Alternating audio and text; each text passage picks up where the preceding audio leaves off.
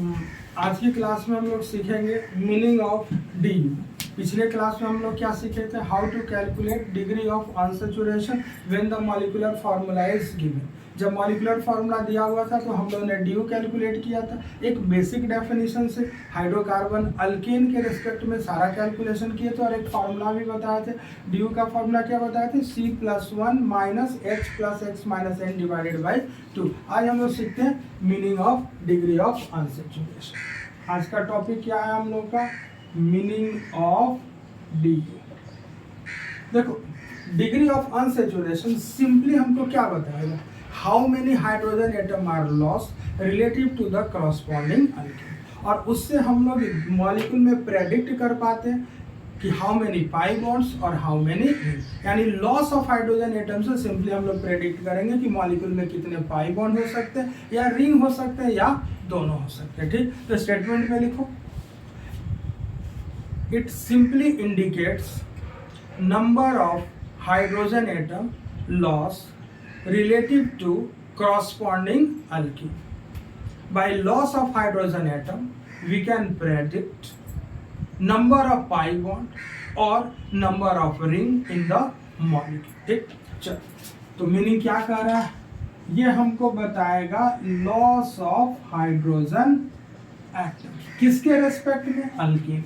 और loss of hydrogen atom से हम लोग क्या क्या कैलकुलेट कर पाएंगे, हम लोग ये डिसाइड कर पाएंगे कि हाउ मेनी पाई बॉन्ड्स और हाउ मेनी रिंग्स। दो बातें डिसाइड कर पाएंगे, हाउ मेनी पाई बॉन्ड्स और रिंग, नंबर ऑफ पाई।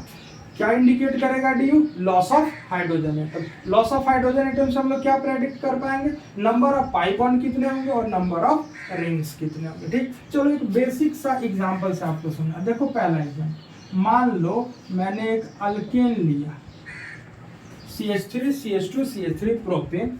इसका मॉलिक्यूलर फॉर्मूला क्या होता है बेटा, C3H।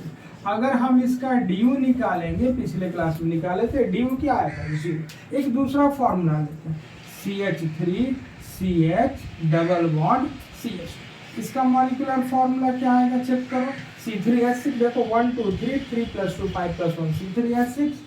और इसके लिए हम लोगों ने DU निकाल लेते हैं। DU का फॉर्मूला क्या होगा, number of hydrogen atom in the corresponding alkane minus number of hydrogen atom in the given formula divided by 2। तो क्या आ गया, 2/2। DU का वैल्यू क्या आ गया बेटा, 1। DU का वैल्यू क्या आ गया, 1। चलो तो इस कैलकुलेशन को हटा के यहाँ डायरेक्ट लिख लिया आंसर। जरा गौर करो, यहाँ DU 0 है और यहाँ DU क्या है, 1। यहाँ से यहाँ आ रहे हैं तो क्या चेंज हो रहा है, DU की वैल्यू 0 से बदल के क्या हो गया, 1।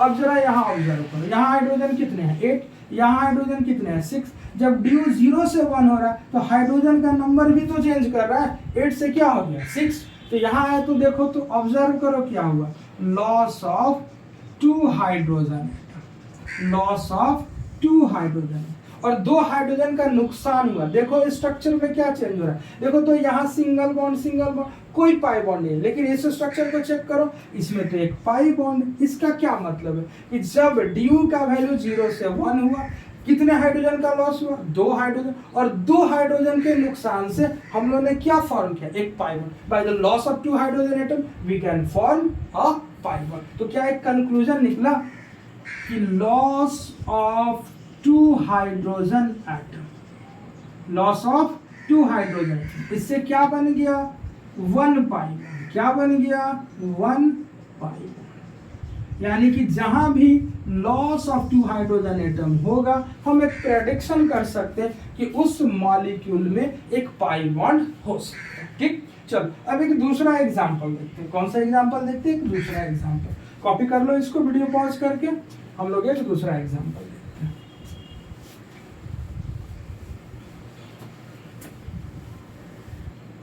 ठीक, फिर से देखो, हमने वही प्रोपेन लिया। अभी हम लोग देखे थे इसका मॉलिक्यूलर फॉर्मूला C3H और DU का वैल्यू क्या था, 0। हम लेते हैं साइक्लोप्रोपेन। ध्यान से देखो क्या ले रहा है,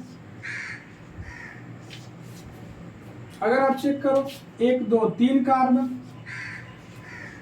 हाइड्रोजन चेक करो 2 2 4 2 6 और यहाँ DU की वैल्यू निकालो डी की वैल्यू के लिए क्या लिखेंगे, सिंपल सा number of hydrogen atom in the corresponding alkane. तो 3 कार्बन का अल्केन क्या होता है, प्रोपेन। तो लिखेंगे 8, इसमें कितना हाइड्रोजन है, 6 डिवाइडेड बाई 2, 2/2 1। डी क्या आ गया बेटा 1, डी क्या आ गया 1। तो हम यहाँ वैल्यू नोट कर लेते हैं, डी की वैल्यू 1। चलो अब जरा कुछ चीजों को कंपेयर करो, बिना कंपैरिजन के आप सीख ना पाओगे। देखो तो यहाँ हाइड्रोजन कितना है 8, यहाँ हाइड्रोजन कितना है 6, यहाँ से यहाँ आए तो कितना का लॉस हुआ, loss of 2 hydrogen atom. How many hydrogen atom are lost, loss of 2 hydrogen atom, ठीक।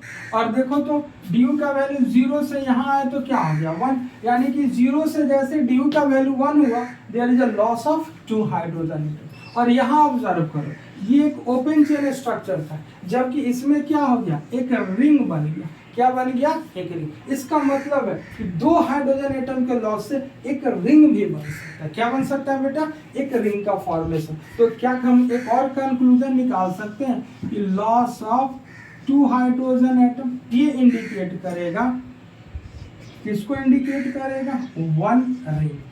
देखो तो लॉस ऑफ 2 हाइड्रोजन एटम से हम लोग क्या बना लिए थे, एक पाई बॉन्ड बना लिए थे। लॉस ऑफ 2 हाइड्रोजन से हम लोग एक रिंग भी बना सकते। इसका मतलब क्या है, इसका मतलब ये है कि जब भी 2 हाइड्रोजन एटम का लॉस होगा तो we can form a pi bond और अ रिंग। और मैं बोल रहा हूँ, ठीक है, दोनों साथ साथ नहीं, या तो एक पाई बॉन्ड बनेगा या तो एक ring. By the loss of 2 hydrogen atom we can form either a pi bond और अ रिंग। क्लियर रखना इस बात। इसका मतलब क्या है, जरा दोनों पिछला स्टेटमेंट को उठाओ और इसको उठा के कंपेयर करो। लॉस ऑफ 2 हाइड्रोजन एटम से हम लोगों ने क्या बनाया था, 1 पाई बॉन्ड, 1 पाई। देखो तो दोनों ये लेफ्ट साइड बराबर, इसका मतलब राइट साइड भी बराबर है। तो क्या हम लोग ये सोच सकते हैं कि एक पाई बॉन्ड हमेशा इक्विवेलेंट होगा, हम क्या बोले, इक्विवेलेंट होगा 1 ring. 1 pi bond is equivalent to 1 ring. 1 pi bond is equivalent to 1 ring. एक पाई बॉन्ड डी के हिसाब से एक रिंग के इक्विवेलेंट, ठीक। चल इसको कॉपी करो।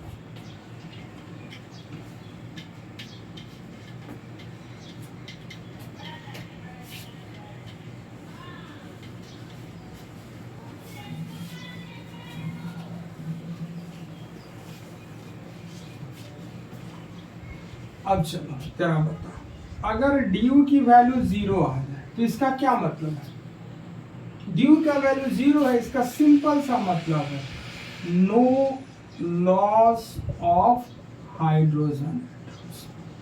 क्योंकि हम लोगों ने देखा था डी का वैल्यू किसके लिए 0 आ रहा था, अल्केन के लिए, और अल्केन के रेस्पेक्ट में ही सारा डिस्कशन है, मतलब there is no loss of hydrogen. तो जब कोई लॉस ही नहीं है, no loss of hydrogen atom, तो इसका मतलब क्या है, क्या कोई रिंग बन सकता है, no sir, no ring. Sir क्या पाई बॉन्ड बन सकता है, नो पाई बॉन्ड, न तो पाई बॉन्ड बनेगा स्ट्रक्चर में और न ही रिंग। फिर तो सवाल उठा कि जब डी का वैल्यू किसी मॉलिक्यूलर फॉर्मूला के लिए 0 आ गया तो न तो पाई बॉन्ड बनना न तो रिंग, तो फिर स्ट्रक्चर किस टाइप का, हम लोग पढ़ ही रहे, स्ट्रक्चर को प्रेडिक्ट किया। तो ऐसे सवालों में जो स्ट्रक्चर होगा वो सिर्फ जो पॉसिबिलिटी है वो है ओपन चेन। किसकी पॉसिबिलिटी है, ओपन चेन। अब ओपन चेन में भी 2 बातें होंगी, क्या क्या होगा, या तो अनब्रांच सिस्टम होगा, अनब्रांच्ड स्ट्रक्चर्स बनेंगे, या सर ब्रांच स्ट्रक्चर बनेंगे। क्या बनेंगे, ब्रांच स्ट्रक्चर्स, ठीक है। या तो अनब्रांच्ड बनेगा या तो फिर ब्रांच बनेगा। यही 2 पॉसिबिलिटी, यानी कि जब भी डी की वैल्यू 0 आएगा तो हम लोग सिर्फ सोचेंगे कि उस फॉर्मूले में ओपन चेन में भी स्ट्रक्चर पॉसिबल है, और ओपन चेन में 2 बातें सोचना है कि अनब्रांच कैसे ड्रॉ करना है और ब्रांच कैसे ड्रॉ करना है, ठीक। कॉम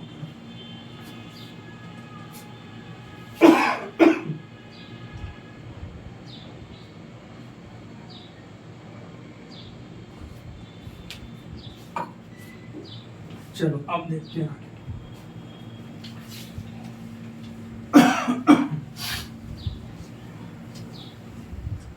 नेक्स्ट सीखते हैं du की वैल्यू 1। अभी हम लोग देखें du की वैल्यू 1 है, इसका मतलब क्या? du की वैल्यू 1 है, इसका सीधा सीधा मतलब है कि लॉस ऑफ 2 हाइड्रोजन एटम। कितने हाइड्रोजन एटम का लॉस? 2। और 2 हाइड्रोजन के लॉस से, by the loss of 2 hydrogen atom we can form a pi bond और a ring। तो हम क्या लिखेंगे? 1 pi bond without any ring। सिर्फ और सिर्फ एक पाई बॉन्ड बनेगा, किसी भी प्रकार का कोई रिंग नहीं, यानी कि बेसिकली ओपन चेन स्ट्रक्चर बनेंगे, open chain with 1 pi bond. क्या बनाएंगे हम लोग? ओपन चेन स्ट्रक्चर ड्रॉ करेंगे विथ 1 पाई। अब देखो हम लोग रिंग बनाएंगे, 1 रिंग विदाउट पाई बॉन्ड। देखो क्या कहा मैंने, यहां जब पाई बॉन्ड बनाएंगे तो रिंग नहीं बनाएंगे स्ट्रक्चर में, और जब रिंग बनाएंगे तो पाई बॉन्ड नहीं बनाएंगे। 1 रिंग विदाउट पाई बॉन्ड। तो अब एक आइडिया देखो क्या दिख रहा है, या तो स्ट्रक्चर ओपन चेन में होगा या तो स्ट्रक्चर रिंग में। क्यों ऐसा होगा? क्योंकि अगर ऑर्गेनिक में देखें तो कार्बन का जो बेसिक स्केलेटन होता है हम लोग का, वो तो 2 ही तरह का होता है, या तो रिंग स्ट्रक्चर होता है या तो फिर ओपन चेन स्ट्रक्चर होता है। कार्बन का स्केलेटन क्या होता है? या तो रिंग स्ट्रक्चर होगा या फिर ओपन। इसी वजह से जब हम ओपन चेन बनाए तो पाई बॉन्ड बनाए, और जब हम रिंग बनाए तो पाई बॉन्ड नहीं बनाए, क्योंकि ओवरऑल हमको सेटिस्फाई किसको करना है? Loss of 2 hydrogen atom. तो ये कंप्लीट हुआ। du अगर 1 है तो आपको क्या क्या सोचना है? du अगर 1 है तो एक बार ओपन चेन में सोचेंगे, open chain with 1 pi bond, और एक बार किस में सोचेंगे? 1 ring without pi bond, 1 ring without pi bond. एक रिंग सोचेंगे और पाई बॉन्ड्स नहीं सोचना है। ठीक, चलो अब दूसरा सवाल, रिंग कहां से शुरू होगा? 3 कार्बन से। कहां से शुरू होगा? 3। तो जब भी रिंग स्ट्रक्चर ड्रॉ करना तो आप सबसे छोटा या सबसे बड़ा से शुरू करेंगे, रैंडम नहीं करेंगे। हम लोग सवाल में अप्लाई करके देखते हैं। चलो पहले सीखते हैं du का वैल्यू अगर 2 है, बताओ कितने हाइड्रोजन एटम का लॉस होगा? जब du का value 0, there is no loss of hydrogen atom. du का वैल्यू 1, तो there is a loss of 2 hydrogen atom. लेकिन du का वैल्यू 2, तो how many hydrogen atom are loss? There is a loss of 4 hydrogen atom. Simple sum है। du का value 0, no loss. du का value 1, कितना loss हुआ? 2 का। तो du का वैल्यू 2, तो लॉस कितने का? 4 का। सिंपल सा मैथमेटिक्स। क्या लिखेंगे? Loss of 4 hydrogen atoms. अब देखो 2 का लॉस हुआ तो 1 पाई बॉन्ड बना, 4 का लॉस होगा तो 2 पाई बॉन्ड बनेगा, यानी du की वैल्यू 2। तो हम क्या क्या लिखने जा रहे हैं, ध्यान से देखो। du का वैल्यू 2 तो हम लिख सकते हैं, देखना समझना, open chain with 2 pi bond. क्या कर सकते हैं हम लोग? ओपन चेन स्ट्रक्चर ड्रॉ कर सकते हैं with how many pi bond? 2 pi bond. हम लोग क्या कर सकते हैं? ओपन चेन विथ 2 पाई। अब देखो दूसरी पॉसिबिलिटी, हम 2 पाई बॉन्ड की जगह पे एक पाई बॉन्ड बना सकते हैं और एक रिंग बना। तो क्या लिख सकते हैं? 1 रिंग विथ 1 पाई। हम एक रिंग बनाएंगे, 1 ring with 1 pi, 1 ring with 1 open chain with 2 pi bond, 1 ring with 1 pi bond. या सर हम ऐसा भी सोच सकते हैं कि हम सीधा सीधा 2 रिंग बना लें लेकिन कोई पाई बॉन्ड नहीं बनाएंगे। 2 rings without any pi bond, 2 rings without any pi bond. 1 ring with 1 pi bond, एक रिंग के साथ एक पाई बॉन्ड बनाएंगे, 2 रिंग बनाएंगे उसके साथ कोई पाई बॉन्ड नहीं। अब देखो एक रिंग के साथ एक पाई बॉन्ड बनाने की दो पॉसिबिलिटी होती है। कितनी पॉसिबिलिटी? दो। या तो वो पाई बॉन्ड रिंग के अंदर रह सकता है या तो वो पाई बॉन्ड रिंग के बाहर रह सकता है। तो हम क्या लिख रहे हैं? सो देखो, पाई bond inside the ring, pi bond inside the ring. एक बार पाई बॉन्ड को कहाँ लेना है? रिंग के अंदर लेना है। और एक बार क्या लिख रहे हैं? पाई bond outside the ring. Pi bond को हम रिंग के बाहर भी रख सकते हैं।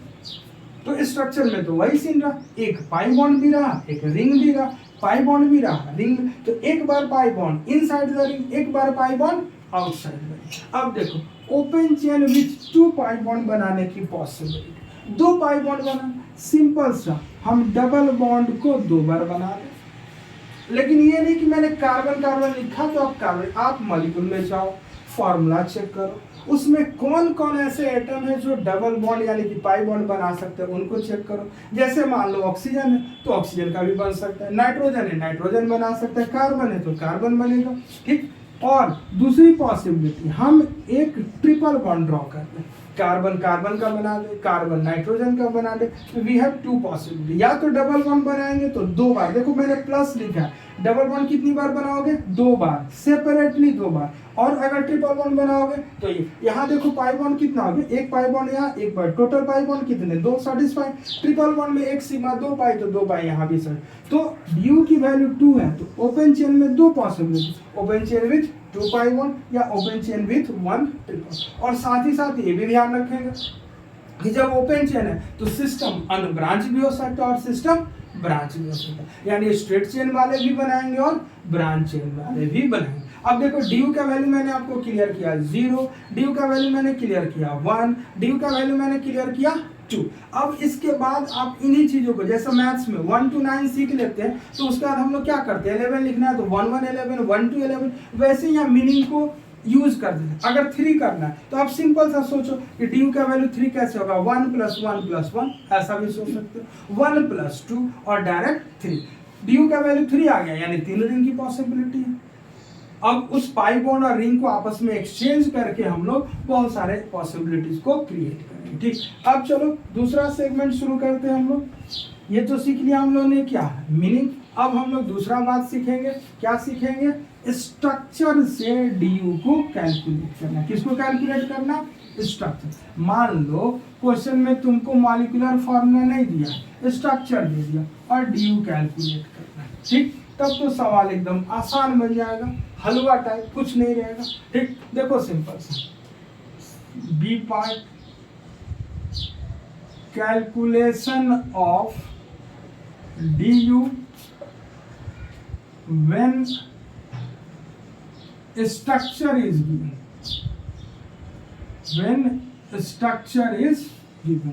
आपको क्वेश्चन में क्या दिया है बेटा? Structure. Calculation of DU when structure is given. तो कुछ नहीं करना, देखो फॉर, अभी मीनिंग में हम लोग सीखे, एक पाई बॉन्ड के लिए ड्यू क्या लेते हैं? 1, तो फॉर 1 पाई बॉन्ड ड्यू की वैल्यू 1 लोगे, फॉर 1 रिंग ड्यू की वैल्यू क्या लोगे? 1। एक रिंग के लिए भी ड्यू की वैल्यू 1 और एक पाई बॉन्ड के लिए भी ड्यू की वैल्यू 1। चलो अप्लाई करके सीखते हैं, सवाल में देखते हैं इसको कैसे यूज करना। एक पाई बॉन्ड के लिए ड्यू की वैल्यू क्या काउंट करोगे बेटा? 1। एक रिंग के लिए भी ड्यू की वैल्यू क्या काउंट करोगे? 1। और बाद में इन सबको क्या कर दोगे? ऐड कर दोगे, फाइनल ड्यू मॉलिक्यूल का निकल जाए। चलो जैसे एक सवाल देखते हैं, सबसे आसान सवाल से शुरू करते हैं। एक रिंग ले लिए और ये स्ट्रक्चर, और हमको क्या करना है? हमको ये पता करना है कि इसका ड्यू का वैल्यू क्या है। तो देखो, तो सबसे पहले रिंग काउंट करो, नंबर ऑफ रिंग्स। देखो तो इसमें रिंग तो एक ही दिख रहा है। अब number of pi bond count करो, तो नंबर ऑफ पाई बॉन्ड। देखो तो पाई बॉन्ड कहाँ दिख रहा है? एक पाई बॉन्ड यहाँ और एक पाई बॉन्ड, तो पाई बॉन्ड कितना होगा? देयरफॉर हम ड्यू क्या लिखेंगे? 1 + 2 यानी डी यू की वैल्यू इस गिवन स्ट्रक्चर के लिए क्या हो गया 3। डी यू की वैल्यू क्या हो गया 3। चलो एक और सवाल है,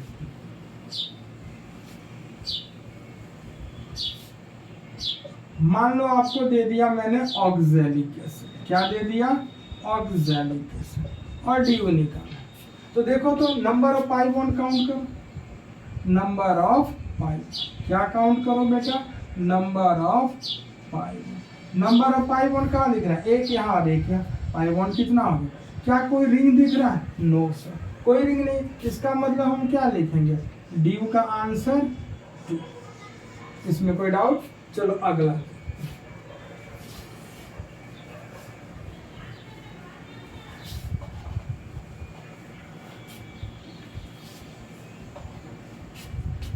तीसरा सवाल। इसके बाद मैं आपको सवाल दूंगा, आप लोग वीडियो पॉज करके सवाल को सॉल्व करें। जैसे मान लो बेंजीन रिंग ऐसा दिया है, बस कुछ नहीं करना है, आप क्या करो, अगर आप ऐसे देख पा रहे हो ठीक है, नहीं तो आप इसका कैनोनिकल स्ट्रक्चर ड्रॉ कर दो 1 2 3। देखो तो इसमें कितना रिंग है, एक रिंग है, नंबर ऑफ रिंग, ठीक। नंबर ऑफ पाई बॉन्ड कितना है, काउंट करो, नंबर ऑफ पाई, कितना पाई बॉन्ड 1 2 3। तो therefore D you benzene ring के लिए क्या हो जाएगा 4, D you for 1 ring 1, D you for 1 pi bond 1, तो नंबर ऑफ पाई बॉन्ड कितने 3, तो 1 + 3 4, ठीक। चलो एक सवाल और सॉल्व करो, आपको दे रहे हैं।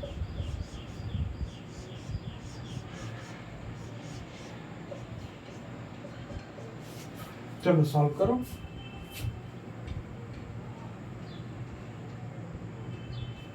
ठीक, अब देखो तो इसमें रिंग कितने हैं, नंबर ऑफ रिंग्स एक और एक 2। नंबर ऑफ पाई बॉन्ड कितना, नंबर ऑफ पाई बॉन्ड कितना 1 2 3 4 5 एंड 6। देयरफॉर इस मॉलिक्यूल के लिए डी यू की वैल्यू क्या आ गई 6 + 2। ठीक, एक चीज और नोट करके ध्यान रखना, अगर कोई मॉलिक्यूलर फॉर्मूला दिया हुआ है और डी यू की वैल्यू 4 या उससे ज्यादा आ रहा है, कितना आ रहा है बेटा 4 या उससे ज्यादा, तो एक बेंजीन रिंग आप हमेशा उसमें ढूंढने की कोशिश करना। ऐसे स्ट्रक्चर्स में देखा गया है कि हमेशा एक बेंजीन रिंग रहता ही रहता है सवालों में। तो नोट करके लिख लो, तो एक स्टेटमेंट बना के फिर हम लोग सवाल सॉल्व करते हैं। अगर डी यू की वैल्यू ग्रेटर देन और इक्वल टू 4 आ रहा है, तो एक बेंजीन रिंग हमेशा सोचना, 1 बेंजीन रिंग हमेशा सोच के चलना। डी यू की वैल्यू क्या आएगा 4 या उससे ज्यादा, तो एक बेंजीन रिंग ऑलवेज सोचना। ठीक, चलो मिटा देते हैं इसको। अब हम लोग एक और फॉर्मूला सीख लें, देन आफ्टर हम लोग इस पे बहुत सारे क्वेश्चंस, या चलो पहले क्वेश्चंस देते हैं, हम स्ट्रक्चर बना दे रहे हैं और आप उनका डी यू कैलकुलेट करोगे। Calculate D you with the help of structure.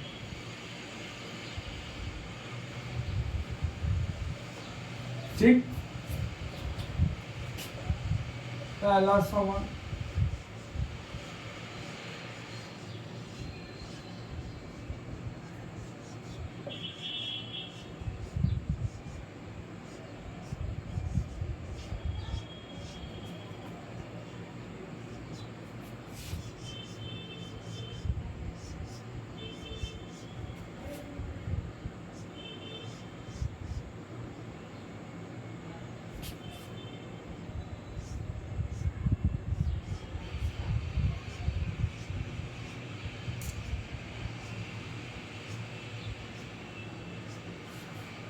you have to find a du.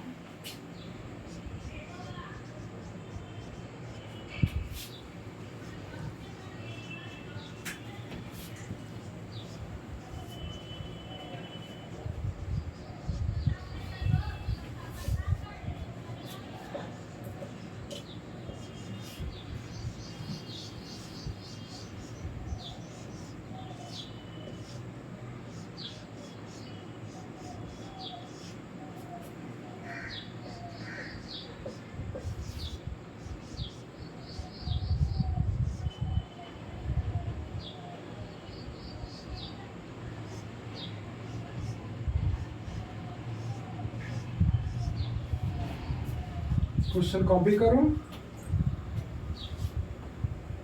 चलो पहले इतना डिस्कस कर लें, फिर और सवाल देते हैं। थोड़ा सा जगह है, एक और सवाल देखो।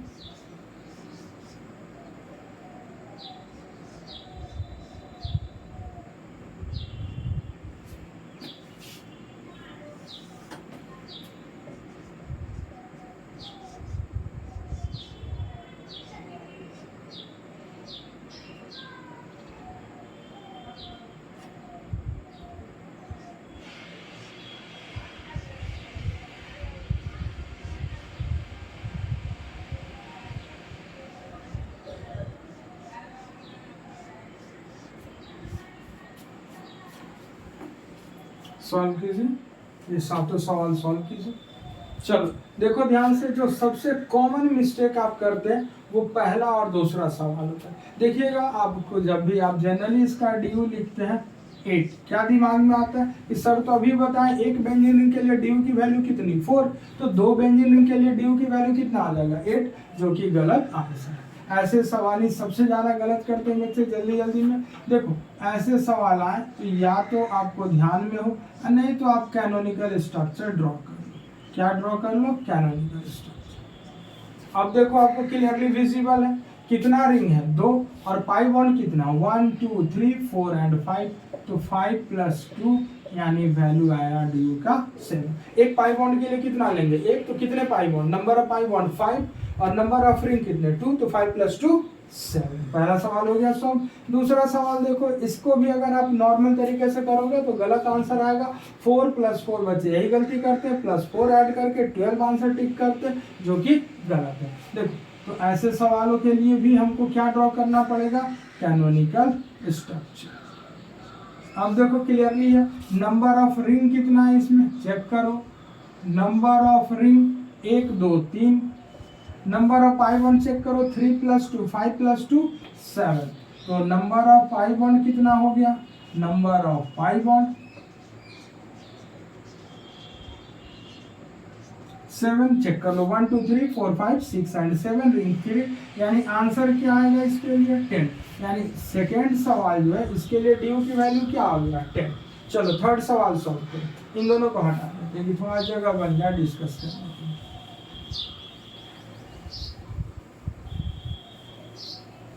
चलिए नेक्स्ट क्वेश्चन नंबर 3 सॉल्व कीजिए।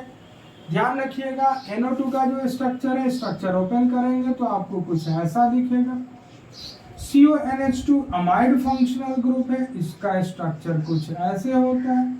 यहाँ क्या है CN nitrile functional group, structure open कीजिए। यहाँ क्या है आपका कार्बोक्सिलिक एसिड, स्ट्रक्चर ओपन कीजिए।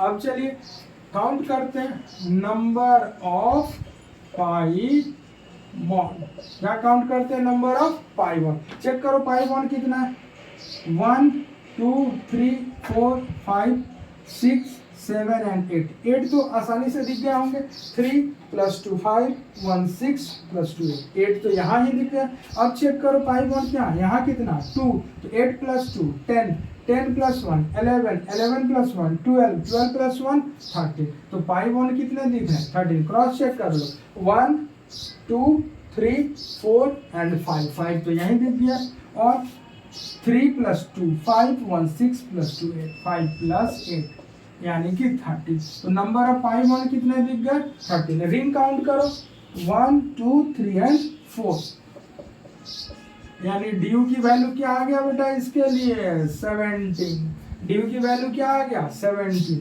और ये कमाल किसका है, मीनिंग का। अगर आप नॉर्मल तरीके से इसका फॉर्मूला यूज करके सॉल्व करते, due = number of hydrogen atom in corresponding alkane minus number of hydrogen atom in the given formula, आपको टाइम ज्यादा लग सकता है। तो आप क्या करेंगे इसमें सीधा सीधा मीनिंग से, जब भी स्ट्रक्चर दिया है you can calculate due with the help of meaning. अब देखते हैं सवाल नंबर 4 5,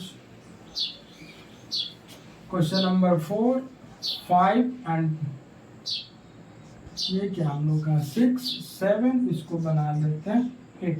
चलो फटाफट इसके लिए ड्यू की वैल्यू 12, यानी डाउट 4 + 4 + 4 12, इसके लिए ड्यू की वैल्यू बताओ इसके लिए डी यू की वैल्यू 4 + 4 + 4 मत काउंट कर लेना, you draw the canonical structure.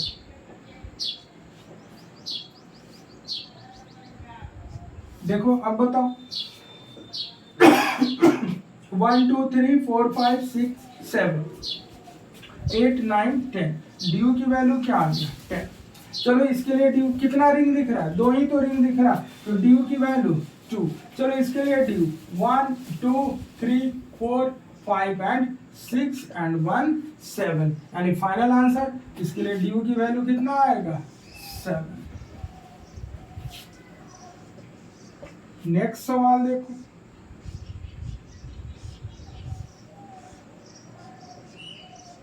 चलो कैलकुलेट कर।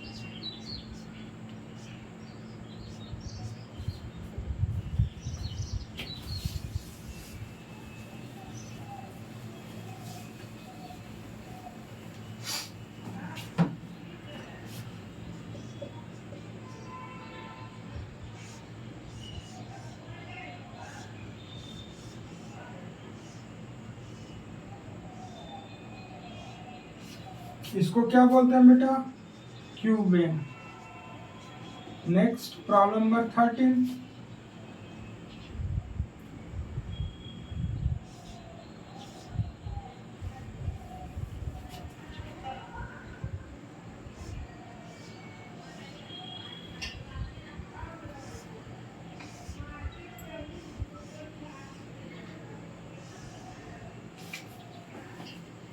इसको क्या बोलते हैं, प्रिज्मेन। प्रिज्मेन और उसको क्या बोलते हैं, क्यूबेन। चलो यहाँ देखते हैं डी की वैल्यू। देखो तो इसमें रिंग कितना दिख रहा है, 2। पाई वन कितना, 1 2 3 4, 2 + 4 यानी आंसर 6। चलो इसमें देखो कितना रिंग दिख रहा है, 1 2 3 4 5 एंड 6 काउंट कर लो, और एक अंदर वाला टीयू की वैल्यू 7। इसमें बताओ कितना दिख रहा है, 1 2 3 4 5 एंड 6, रिंग कितना 1 2 3, ड्यू की वैल्यू 9 यानी इस सवाल का आंसर 9। चलो क्यूबेन में बताओ, क्यूबेन एंड प्रिज्म। देखो 3D स्ट्रक्चर्स के लिए शॉर्टकट आपको बताते हैं, आप पास तो जनरलाइज फार्मूला है ही, एक शॉर्टकट देखो फॉर 3D स्ट्रक्चर्स। अगर कभी आपको 3D स्ट्रक्चर्स मिल जाए तो du इक्वल्स टू डायरेक्ट लिख सकते हो नंबर ऑफ फेसेस -1, उसका फेस काउंट कर लो और उसमें से -1 सब्ट्रैक्ट कर लो, नंबर ऑफ फेसेस -1। अब बताओ क्यूब है, कितना फेस होगा, 1 2 3 4, एक सामने वाला 5 और एक बैक में कितना है 6, तो ड्यू क्या लिखेंगे 6 - 1 यानी कि ड्यू की वैल्यू कितना आ गया बेटा 5, ड्यू की वैल्यू कितना आ गया 5। अब नेक्स्ट ये प्रिज्म है, बताओ इसमें कितना फेस दिख रहा है, ढूंढो, एक ये वाला फेस, एक ये वाला फेस और एक 3, एक ऊपर वाला 4 और एक नीचे वाला 5। तो इस क्वेश्चन में क्या लिखेंगे, DU equals to number of face 5 - 1 यानी आंसर इज 4, आंसर इज 4। तो यहाँ हम लोग का एक सेगमेंट और कंप्लीट हो गया, meaning of due and calculation of due with the help of structure. एक टॉपिक छोटा सा और अभी कवर कर लेते हैं हम लोग, फ्रैक्शनल ड्यू। फ्रैक्शनल ड्यू, क्या कभी आपने सोचा कि ड्यू की वैल्यू फ्रैक्शन में भी हो सकता है कि नहीं हो सकता है, और हो सकता है, ध्यान रखिएगा ड्यू की वैल्यू फ्रैक्शन में भी पॉसिबल होता है। लिखो the value of du, the value of du, the value of du may be fractional, fractional value भी होता है, फ्रैक्शन में होता है। लेकिन देखो फ्रैक्शन कुछ इस तरह का नहीं होगा 1.25, 1.34, 1.6, इस तरह का ड्यू का वैल्यू कभी नहीं आएगा। ड्यू का वैल्यू फ्रैक्शन में आता है लेकिन वो 0.5 के टर्म में आ सकता है, 0.5, 1.5, 2.5, 3.5। ड्यू की वैल्यू फ्रैक्शन में पॉसिबल है लेकिन वो पॉसिबिलिटी क्या है 0.5 के टर्म में, 0.5, 1.5, 2.5, 3.5 इस तरह का पॉसिबल। आप कहोगे सर ऐसा कहाँ कहीं देखने को मिलता है। लिखो एक स्टेटमेंट लिखो, देखो the value of due may be fractional but only in the case of intermediate. Intermediate का मतलब कार्बोकैटायन के केस में, कार्ब अनायन के केस में या फ्री रेडिकल के केस में ड्यू की वैल्यू फ्रैक्शन में पॉसिबल है। तो क्या बोलेंगे, the value of due may be fractional but only in the case of carbocation, carbon ions and free radical. चलो एग्जांपल से समझते हैं।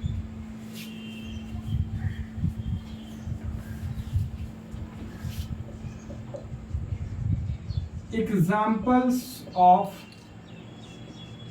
फ्रैक्शनल डी कहाँ कहाँ पॉसिबल है, कार्बोकैटायन के केस में। कहाँ पॉसिबल है, कार्ब अनायन के केस में। कहाँ पॉसिबल है, रेडिकल के केस में। जब कार्बन पे पॉजिटिव कार्बोकैटायन, कार्बन पे नेगेटिव कार्बन है, कार्बन पे एक अनपेयर्ड इलेक्ट्रॉन, क्या बोलते हैं इसको, फ्री रेडिकल। एग्जांपल से समझो, मान लो मैंने लिया CH3 पॉजिटिव, तो ड्यू का फॉर्मूला तो अभी भी वही है, number of hydrogen atom in the corresponding alkane. इसका कॉरस्पॉन्डिंग अल्केन क्या है, CH4। तो क्या लिखेंगे, 4 - 3/2, क्या आ गया 1/2, 0.5। एक दूसरा एग्जांपल देख, CH3 नेगेटिव, ड्यू क्या लिखेंगे, कितना कार्बन है, एक कार्बन का अल्केन कौन, मीथेन। कितना हाइड्रोजन, 4, तो 4 - 3/2, तो 1/2, 0. सिमिलरली रेडिकल का भी देख लो, CH3 डॉट, तो यहाँ भी क्या लिखेंगे, 4 - 3/2, 1/2, 0.5। कहोगे कि सर यही एग्जांपल्स होते हैं क्या, नहीं। अब देखो next example, fractional DU but only possible in case of carbocations, carbon ions, free radicals। जैसे देखो मान लो एक बेंजीन रिंग, इस पे आ गया प्लस चार्ज, इस पे आ गया प्लस चार्ज, ऑब्वियस इसका फॉर्मूला होगा C6H5। ठीक, अब देखो इसका DU कैसे निकालेंगे, number of hydrogen atom in the corresponding alkane कितना होगा, 6 × 2 = 12, 12 + 2 14, तो 14 - 5/2, तो 14 - 5 कितना होगा, 9/2, यानी इसका ड्यू का वैल्यू आएगा 4.5। चलो एक और देखते हैं, मान लो हमारे पास है CH2 double bond CH2 positive, तो इसका फॉर्मूला आप क्या लिखोगे, जरा देखो तो ध्यान से। 1 2 3 कार्बन कितना हो गया 3, हाइड्रोजन कितना होगा 2 2 4 1 5, C3H5 प्लस। तो ड्यू कैसे निकालेंगे, number of hydrogen atom in the corresponding alkane, तो 3 कार्बन का अल्केन कौन, प्रोपेन, तो प्रोपेन का फॉर्मूला C3H8। तो यहाँ क्या लिखेंगे, 8 - 5 डिवाइडेड बाई 2, 3/2, 1.5। ठीक, तो देखो तो जो मैंने कहा था उसी के टर्म में आ रहा है, 0.5, 1.5, 4.5। अब हम लोग इसका मीनिंग भी कवर कर लें। ठीक, देखो तो ड्यू का वैल्यू 1 था, तो क्या बता रहा था, loss of 2 hydrogen atom. Due का वैल्यू 1 क्या बता रहा था, लॉस ऑफ 2 हाइड्रोजन एटम। अभी ड्यू का वैल्यू क्या है 0.5, तो ये बताएगा loss of 1 hydrogen atom, loss of how many hydrogen atom, 1 atom.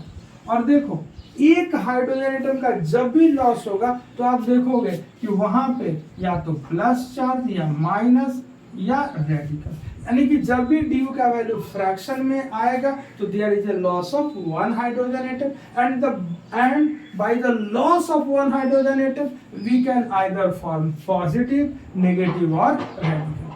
ये आपको क्वेश्चन में अगर ऐसा सवाल आज तक पूछा नहीं गया है, लेकिन पूछने को आईडी तो कुछ भी पूछ सकता है। तो मान लो किसी साल ऐसा सवाल पूछ दिया कि कोई फॉर्मूला दे दिया, उस पर पॉजिटिव चार्ज दे दिया और फिर पूछा कि बता भैया इसके कितने स्ट्रक्चर होंगे, तो भैया ऐसा सवाल नहीं पूछा गया, लेकिन पूछने को कुछ भी पूछा जा सकता है। तो इस तरह के भी सवाल आपके सिलेबस में फ्रेम किए जा सकते हैं। तो इसका मतलब क्या हुआ, डी का वैल्यू जब फ्रैक्शन में रहेगा तो there is a loss of one hydrogen atom and by the loss of one hydrogen atom we can create positive, negative और रेडिकल। चलो दूसरा देखते हैं। मान लो डी का वैल्यू 1.5, तो इसका क्या मतलब निकालोगे? तो इसको आप ऐसे सोचोगे, इसको ऐसे सोचोगे 1 प्लस 0.5, 1 प्लस 0. तो 1 का मतलब क्या होता है, या तो एक पाई बॉन्ड या तो एक रिंग, और उसमें 0.5 का मतलब ऐड होगा, क्या ऐड होगा, पॉजिटिव, नेगेटिव या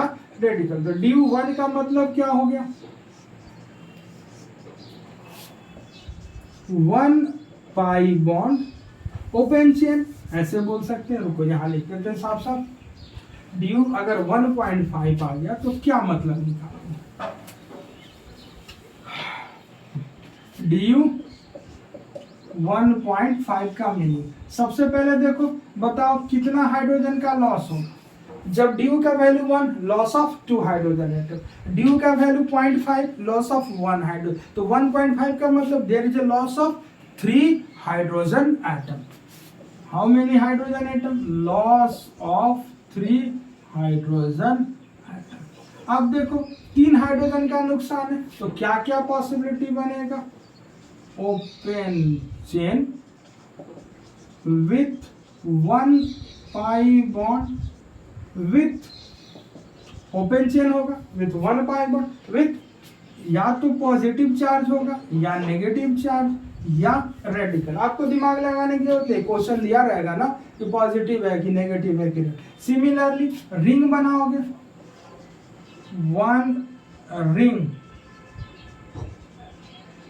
without pi bond, 1 ring without pi bond. ये तो आपका 1 का मतलब हो गया कि हम एक रिंग बना सकते हैं बिना पाई बॉन्ड के। 1 ring without pi bond with positive और नेगेटिव और रेडिकल। देखो तो 1.5 का क्या मतलब निकालेंगे कि हम एक रिंग बनाएंगे लेकिन कोई पाई बॉन्ड नहीं बनाएंगे, लेकिन उस रिंग के साथ एक पॉजिटिव चार्ज हो सकता है, नेगेटिव चार्ज हो सकता है या रेडिकल। यहाँ वही मतलब रह गया, open chain with 1 pi bond, 1 ring without pi. Add क्या करना है, पॉजिटिव नेगेटिव है, यहाँ ऐड क्या करना है, पॉजिटिव नेगेटिव या रेडिकल। तो ये हम लोग का आज एक टॉपिक कवर हुआ, what is the meaning of degree of unsaturation. DU 0 है, there is no loss of hydrogen atom. DU 1 है, there is a loss of 2 hydrogen atom. DU 2 है, there is a loss of 4 hydrogen. Similarly अगर DU मान लो 5 आ गया तो there is a loss of 5 × 2 10 hydrogen. मान लो DU 10 आ गया, there is a loss of 20 hydrogen atom. उतना आपसे पूछा नहीं, सबका मतलब हमने सीखा, 0 का, 1 का, 2 का। ठीक, 0 में ध्यान रखना है, ना तो पाई बॉन्ड ना तो रिंग। तो फिर बनेगा क्या, बनेगा ओपन चेन वाले। ओपन चेन में 2 पार्ट, या तो कुछ स्ट्रक्चर ब्रांच के बनेंगे और कुछ स्ट्रक्चर अनब्रांच के। ठीक, और लास्ट में हम लोग ने क्या सीखा, how to calculate DU when structure is given. तो वहां हम लोग ने क्या किया, जो मीनिंग सीखा था उस मीनिंग को अप्लाई करके स्ट्रक्चर से हम लोग ने DU कैलकुलेट कर। फिर हम लोग ने कुछ क्वेश्चंस किए और फिर हम लोग ने ये भी देखा कि DU की वैल्यू फ्रैक्शन में पॉसिबल है, but only in the case of reactive intermediate, यानी कि कटायंस, अनायंस और रेडिकल के केस में ही फ्रैक्शन होगा। जब भी फ्रैक्शन में आएगा, आप खुद सोचो, फ्रैक्शन हमने क्या कहा, 1.25 नहीं होगा। क्यों यार, या तो हाइड्रोजन एक लॉस होगा या 2, आधा हाइड्रोजन तो लॉस नहीं ना होगा, तो दैट्स व्हाई 0.5 के टर्म में आएगा। मीनिंग सब कुछ सेम रहेगा, जो 0 का है, 1 का है, 2 का, बस उसमें ऐड ऑन करेंगे पॉजिटिव, नेगेटिव और रेडिकल। यानी कि जब स्ट्रक्चर ड्रॉ करेंगे तो इस पॉजिटिव चार्ज का पोजीशन चेंज हो सकता है, इस नेगेटिव का पोजीशन चेंज होगा, इस रेडिकल। ये सारी बातें हम लोग अगले लेक्चर में क्वेश्चन से करेंगे। आज के लिए इतना ही। अगर आपको ये वीडियो अच्छा लगा तो आप मेरे चैनल को सब्सक्राइब कीजिए, लाइक कीजिए और दोस्तों के बीच शेयर करेंगे। ठीक है, ओके, थैंक यू।